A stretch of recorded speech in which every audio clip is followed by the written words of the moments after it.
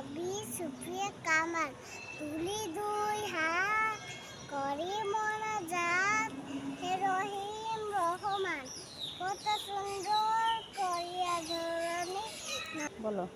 নদের করে সদান গাছে ফুল ফল নদী ভরা জল পাখির কণ্ঠে গান সকলে তোমার দান মাতা পিতা ভাই বোন অস্বজন সব মানুষেরা সবাই আপন কত তাই মধুর করিয়া ভরিয়া দিয়ে চপিদার তাই যেন মোরা তোমারে না ভুলি সহজ সৎ পথে চলি।